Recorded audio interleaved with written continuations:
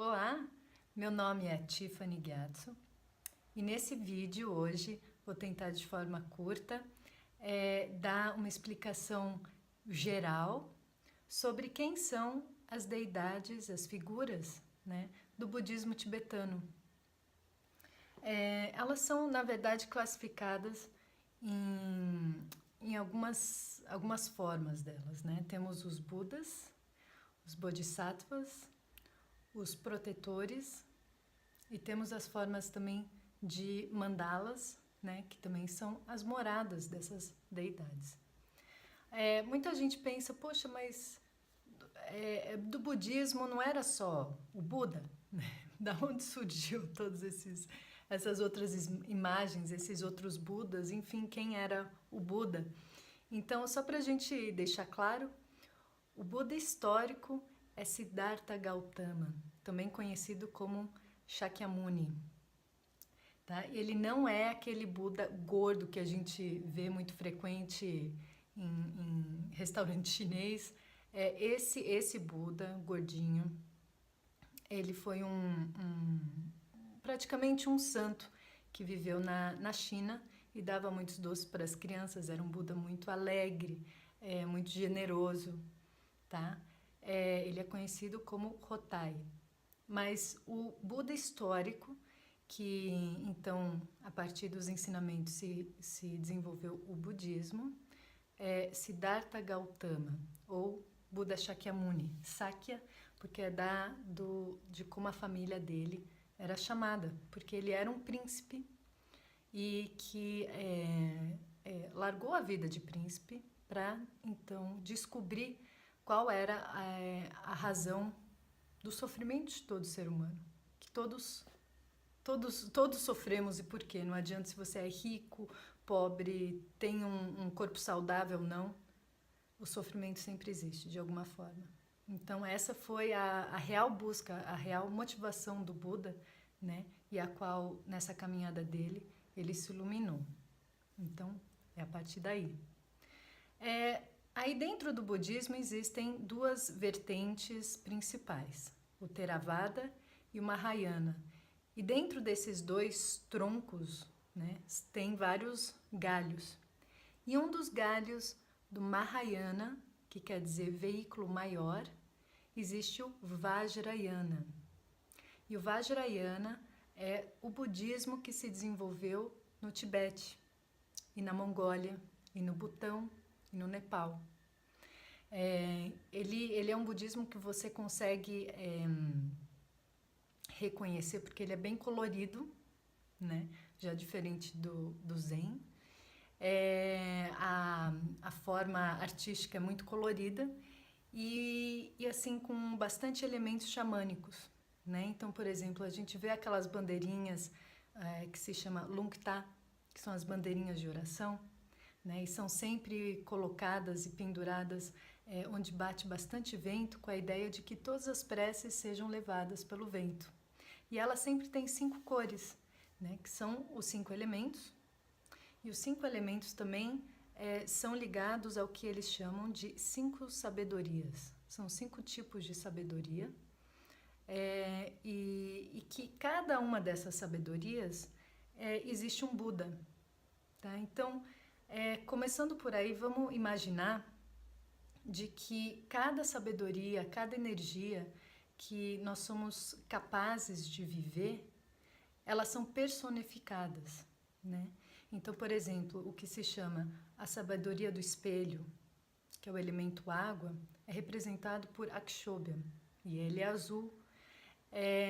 Então, não que seja de fato algo físico que exista.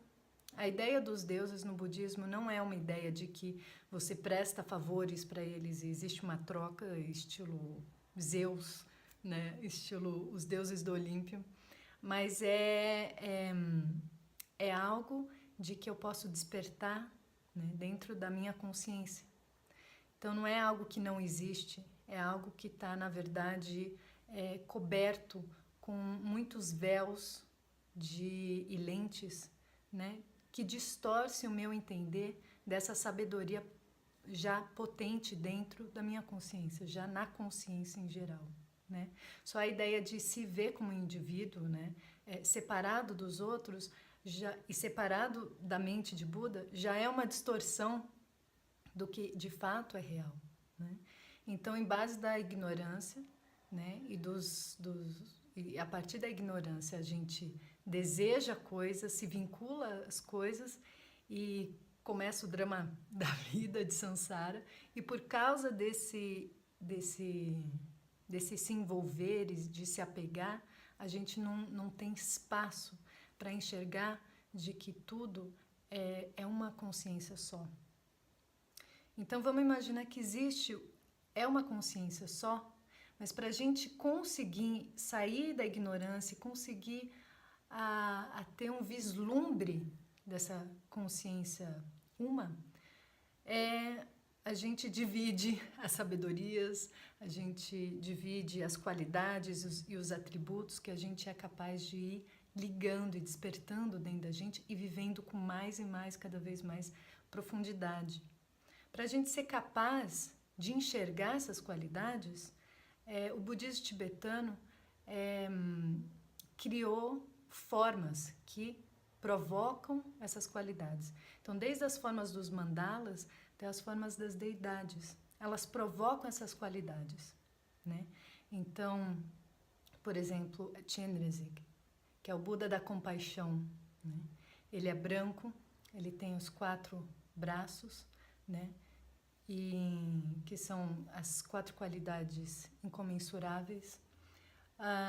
E ele é branco por causa da pureza dele e do elemento do espaço, né, onde ele permanece, e a compreensão de um termo muito estudado no budismo da vacuidade, né, que vai ser um outro tema aí que a gente pode falar como é representado através das deidades. Ele usa uma pele de veado, e essa pele representa a inocência, representa a doçura. E ele senta de pernas cruzadas sobre um trono de flor de lótus. E a flor de lótus é a representação daquilo que emerge do lodo, né, e fica pura por cima daquilo, só que sem se desconectar, né? Essa é a compaixão real dos Budas e Bodhisattvas, né? Eles estão ligados ali, ou seja, eles não negam a necessidade desse solo, dessa lama, dessa sombra, né, que é necessário, né? Uma planta não consegue crescer só no sol, né? Ela precisa da noite e do dia, né? Então existe também um entender muito distorcido nosso das nossas próprias aflições, do nosso próprio sofrimento. Porque se a gente visse que todo sofrimento é uma oportunidade de crescer e de se aprofundar na compaixão, né, a gente não veria o sofrimento como algo realmente ruim e desnecessário, mas seria também uma forma de nutrir essa flor de lótus. Então as deidades sentam emersos, né, sobre um lago, num trono de flor de lótus. Então, para a gente entender que as deidades não estão num lugar físico realmente sentadas sobre uma flor de lótus, é como se fosse uma caligrafia criada, um alfabeto criado para representar essas qualidades, para que eu, na minha ignorância, possa me conectar com essa qualidade de forma visual, de forma sonora, né, e de forma física, a qual, por exemplo, eu estar pintando essa deidade, né, com todas as regras que foram feitas com uma estrutura para que provoque essas qualidades dentro de mim. Então, elas foram feitas como uma ponte, né? Então, é muito difícil de também chamar simplesmente de arte, né? Porque é mais uma meditação, né? Porque não é uma arte que eu crio, não é uma arte o qual eu faço sem compromisso, né? É uma arte de real compromisso com o caminho, né? E que a pintura é o suporte. Mas o que você está fazendo enquanto você pinta a deidade, você está fazendo essa ponte para uma real consciência, o teu real potencial, o qual nós não enxergamos agora, né? Então a gente precisa dessas pontes para se perceber perceber a qualidade búdica dentro de nós, começar a viver elas de fato, para então, em um último estágio, a gente, de verdade, abandonar todas as formas, né? E se dar conta de que tudo é consciência, né? Então, as deidades não são fixas, elas são como veículos. Então, eu, como professora dessa arte, né, convido aos meus cursos e retiros de Tanka, né? Essa arte se chama, essa iconografia do budismo se chama Tanka, para a gente aprender mais sobre esse alfabeto de atributos, de qualidades que podemos despertar, e são qualidades muito específicas e bem descritas, né? E a gente usa o pintar como uma ponte, como um caminhar. Então, se você sente um compromisso interno de usar a pintura e o estudo da arte, da geometria e dos materiais e de tudo como uma peregrinação interna de encontro com as suas qualidades, então essa arte pode te servir. Mas é uma arte que exige disciplina e exige querer se trabalhar.